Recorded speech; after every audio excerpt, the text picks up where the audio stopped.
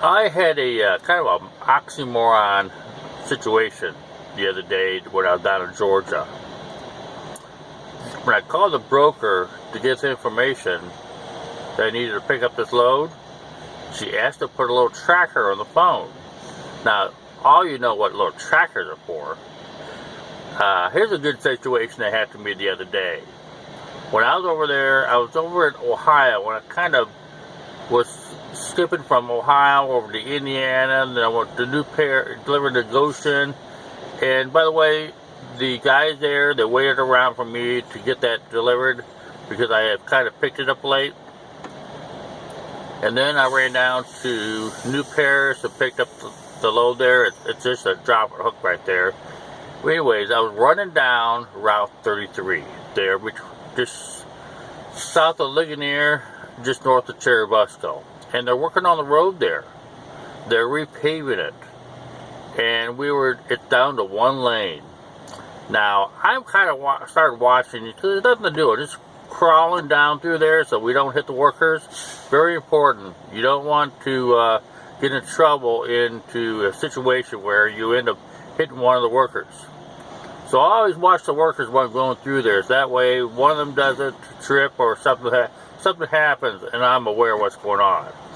Well, this one construction worker was on one of those steamrollers that flattens the pavement down, and he picked up this phone, and then immediately he looked straight up and looked straight at me, and the expression on his face was priceless.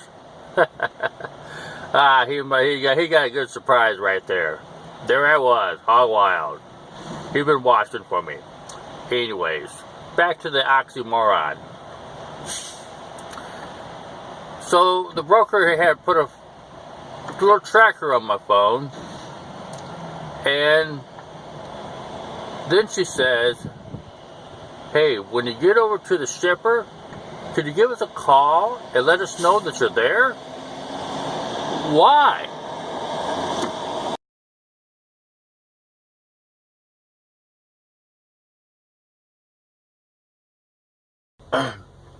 Update for today. Went into Latham, New York yesterday. Sarasota Spa and Bath. The gentleman there, even though it was 4:30, could have gone home, but he decided that, he told us later that he was thinking that, well, he only lives a half-mile away, and that we have family and we want to get home too. And there's another gentleman there that he had an accent, but he spoke really good English, like I do. And I was born and raised here. And he was from Yugoslavia. Well, you know, Bosnia area. And he'd been a truck driver over there in Europe for a number of years, and then came over here to America with his family, his wife and his son, and is driven over here. I'm not sure how long, but the receiver kept us, was willing to unload us, even though he could have gone home. Well, when that guy was unloaded and reloaded, and then I got in the dock, started talking to him, and he started asking questions from me. At first, he gave me the impression that he was a big Rush Limbaugh fan, but I don't think so.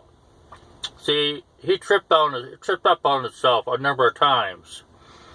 Asked him a few questions, and he knew a few things, but he didn't know everything. And when I asked him about the ministers, the Bible study going on in Washington, D.C. By the way, everybody, there is Bible study going on in Washington, D.C. I can't say it's around the clock, but there's a lot of it going on. And anyways, then my dispatcher tripped him up, for sure. So, anyways, he got a lot of good information because he was thrilled, happy, grinning ear to ear. It wasn't from what I was telling him about thinking he was a conservative, he was part of your group. He's part of my audience. So he got a lot of bonus points last night, and he was happy.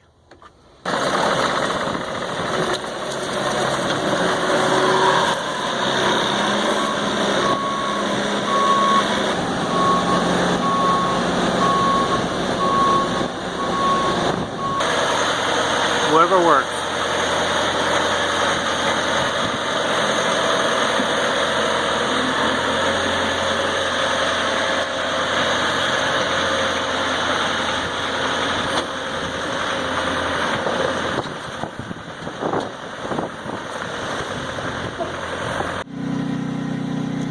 When I arrived with the shipper this morning, well, it was Friday morning, in Delhi, New York, the shipping clerk and somebody else was talking and have a little meeting there, and I was just staying out of the way, and a young lady had a Colgate sweatshirt on. A little chilly that morning. It got down in the 40s that night. Anyways, she came over and asked me if I needed any help. And I think she just wanted to talk to me, you know. I just told her that I was just waiting for them to get done with their normal meeting there. The company works on making like field goals and other sports, athletic products on for sports fields, I guess. Anyways, she was working on the stabilizers for the field goals so that on windy days it doesn't topple over and fall down, I guess. So I'm not really sure, but anyway. Also, the company, I said everybody was friendly there, but the guy that was in charge of loading came up to me, shook my hand, introduced himself, and then said he'd start loading me as soon as he can. And then afterwards, he came and shook my hand again, and we talked a little bit. Apparently he lives like an hour away, and because he likes working for this company, he likes working for the employees, and that's one of the reasons he stays at that company even though it's an hour away for driving time. This is important out here. Companies need to treat their employees like their employees by name, getting to know them. And there's a lot of companies out there that just don't care. And you're probably one of those persons that is in that situation. And I said earlier in another video, the winds of changes are happening out here, and things for the better. It's just a matter of time to get to those points. Sorry about the background noise. I'm in it's field day for ham radio operators, a contest that we have on a yearly basis the last weekend of June. And it's just a generator over there running the electrical for the ham radio operations there in the camper. One of the things I noticed about the encounters I made out here with my audience, the guy there at Delphi, he insisted he give me a brand new pen, even though he gave me a pen that had 3/4 of it filled with ink. He wanted to trade me with a brand new pen that had been used before. I guess you could say it's a gift. I did not expect this when I first started this back the last fall. And I guess to make a point, that prayer, the one about the wildlife, I did that last October when the leaves were changing. Well before I knew about this audience out here that is listening right now. And I got some good wildlife this past week here.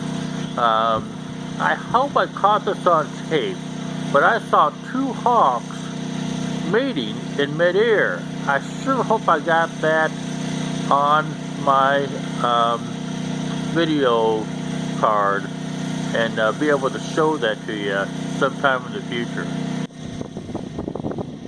I hope the gremlins don't mess with me when I put this video together. I need to get that 8-hour break in.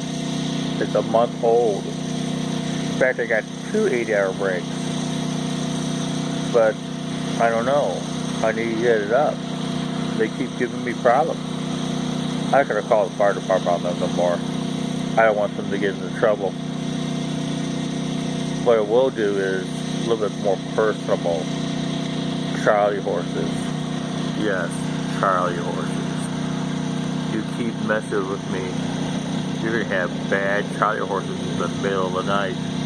First, it'll just be small ones. No big deal. You think it's just a coincidence. No way that Hogwild can make me have Charlie horses. But they're going to get worse. You ever have them in the toes and the feet?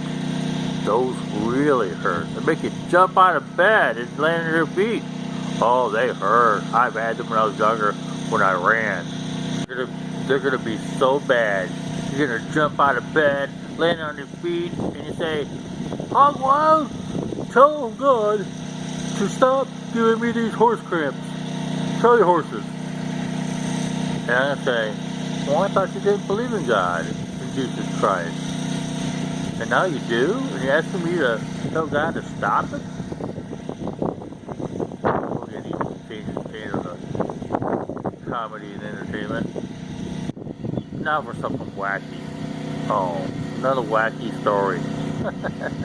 This is really wacky. This is a prophecy that's been told to me over 20 years ago. And it's supposed to happen on a Friday the 13th. And what's coming up in July? So, I'm not going to tell you right now what it is. I'm just going to tell you part of the prophecy that was told to me. See, it's supposed to happen over a weekend. Friday, Saturday. I think they skipped Sunday and Monday. And the miracle is supposed to happen that God's going to show. And maybe this is the time to do it. To get you guys thinking about if there's a God or not. It definitely could be a head scratcher. So, the odds of this occurring is so far out there that, get this, the Cleveland Browns have a better chance of winning the Super Bowl. Yeah, the Cleveland Browns win the Super Bowl. So, if this miracle does occur this coming July, the 13th, 14th, and I guess maybe the 16th, then you can expect that the Cleveland Browns will be winning the Super Bowl this coming season. So on July 13th, I'll do a live broadcast telling you what the miracle is. And I say it's going to be really whacked out. I mean, you thought the human robots was bad, or the two vehicles colliding and no damage to them. This is way out there. Way out there. But we'll see what happens. I'm Hogwild.